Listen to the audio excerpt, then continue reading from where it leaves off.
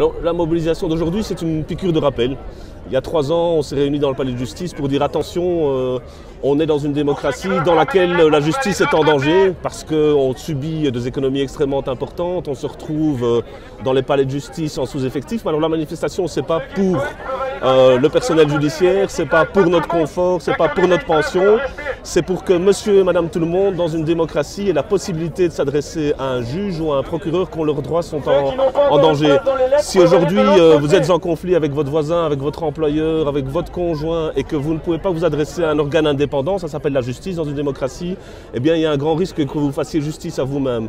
Si aujourd'hui vous êtes victime de scandales politico-financiers et que malheureusement vous êtes trop petit ou trop pauvre pour vous défendre et que vous ne pouvez pas vous adresser à un organe indépendant qui s'appelle la justice, eh bien on peut dire que les fondements de la démocratie sont en train de vaciller. Donc quand aujourd'hui on dit il faut du personnel, il faut un outil informatique performant, c'est tout simplement parce qu'on est convaincu que pour qu'une démocratie puisse fonctionner, il faut qu'il y ait un pouvoir indépendant et fort qui puisse contrôler la bonne application de la loi par tout le monde.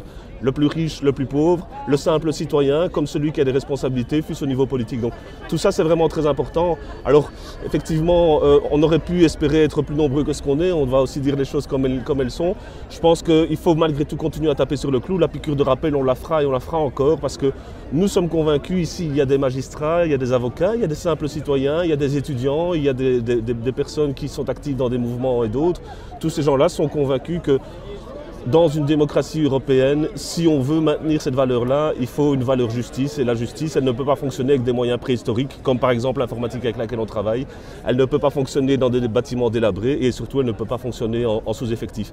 Et la grosse difficulté, pourquoi une manifestation, c'est aussi parce qu'aujourd'hui, les dialogues qu'on essaye d'avoir avec le politique, l'exécutif ou le législatif, sont des dialogues qui le plus souvent sont des dialogues de sourds. On nous reçoit en général assez poliment, mais on voit que rien ne change. Donc il y a 3 ans, on a dit faisons attention, on va droit dans le mur. 3 ans après, en fait, on est en plein dedans, la situation s'est encore empirée et je ne sais pas de quoi demain sera fait, c'est très très inquiétant.